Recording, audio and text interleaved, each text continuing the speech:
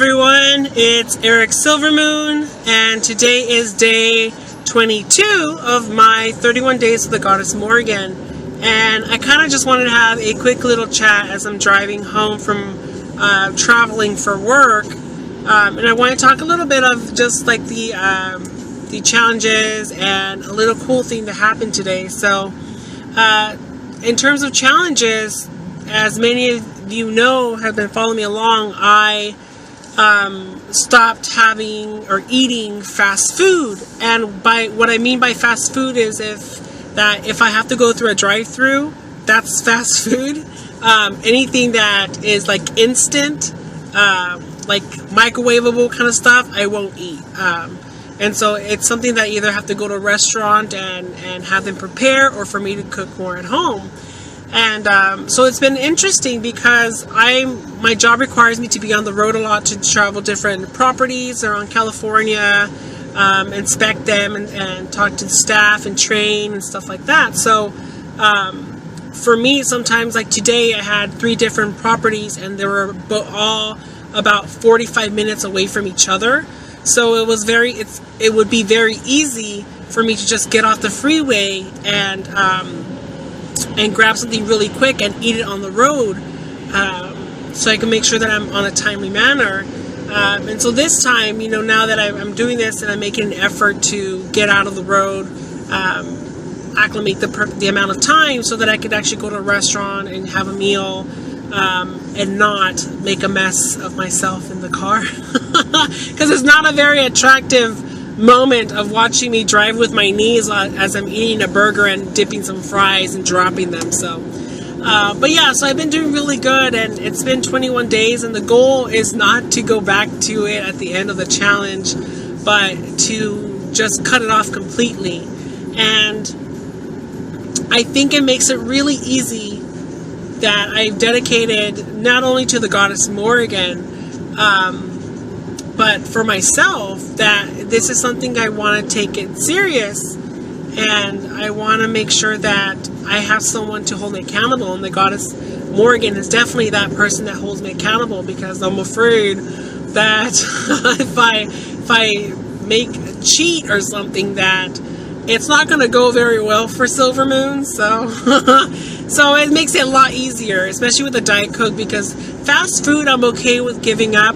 Diet Coke is harder. I have about 2 a day, and so this month not having any has been a little bit of a challenge, because even now, like, I have a thirst that only a Diet Coke could quench. So it makes it a little bit difficult, but again, the end goal is that I won't have any soda.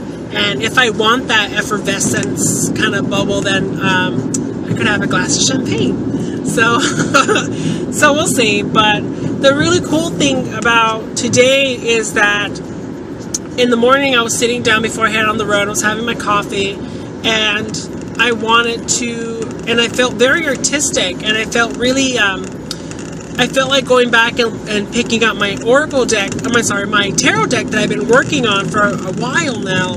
And I was supposed to work on it and release it for Halloween, but I was guided to put it back on the back burner because I was being very editorial, editing a lot and making a lot of changes and having doubt, and it was in a really negative space. And I said, you know what, this isn't working out. I don't want that energy on this deck. So I stopped, and I said I won't go back until I feel guided. And that was like a month and a half ago. And then today and this morning I said, I'm going to go ahead and go through the deck, because I finished the illustrations, but I had a lot of post-its on some of the changes that I wanted to do.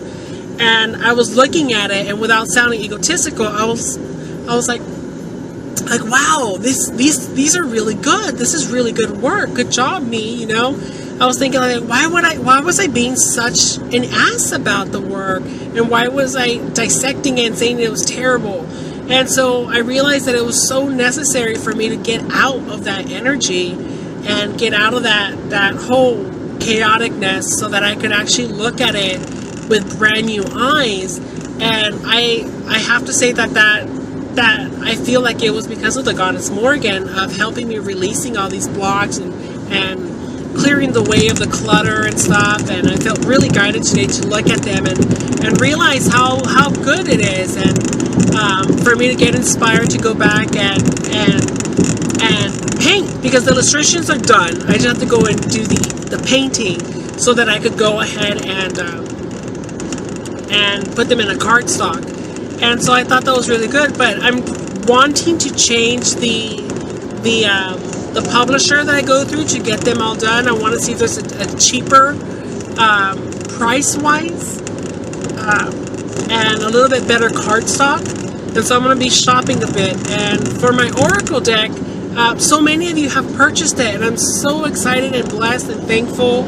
I only have one left, I believe, in my shop, and I haven't ordered another one because I'm gonna edit them a little bit. Not the artwork exactly, but the final look of the deck, of how it looks.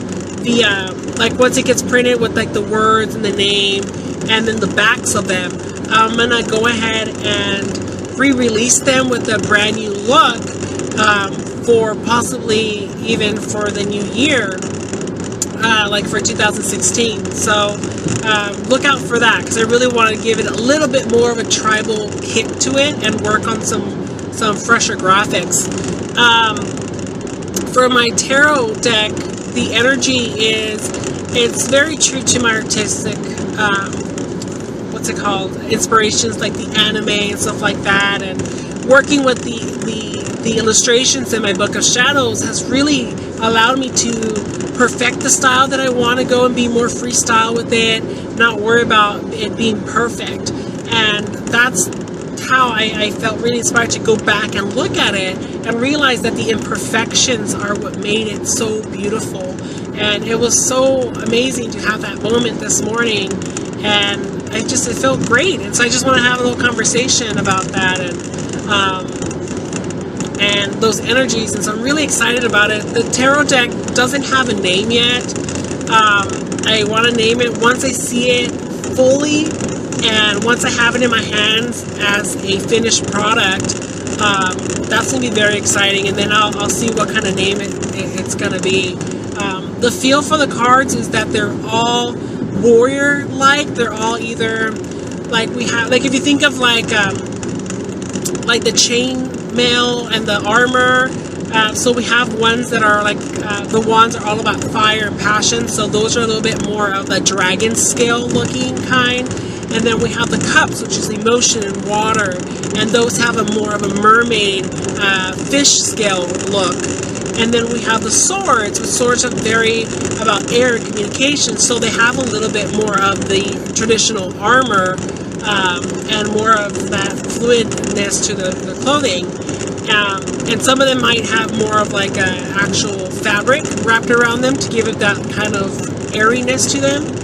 And the pentacles are very abundant, and so the armor is more richly in detail and abundant in the layering. And so I had really a good time with it, and so it was cool and I liked it. So I'm really excited about it, and I hope you guys enjoy little glimpses of it. So I'm going to go ahead and share those, well, not share the art, but kind of talk a little bit possibly on the weekend as I'm like working on the illustrations and painting, and possibly have you guys along that journey on the weekend. So thank you guys so much. Oh, and before I forget, thank you so much for the love and support. I noticed my subscribers to my YouTube has tremendously increased, and it was such a cool moment of just humbleness and gratitude and appreciation. So thank you so much for taking moments of your precious time to watch my goofy ass ramble and be weird on camera and just share my heart. And I am so thankful that so many of you have resonated with that and are here for my journey. And thank you so much. I really do appreciate that. So I hope that you enjoy the rest of your week. Blessed be.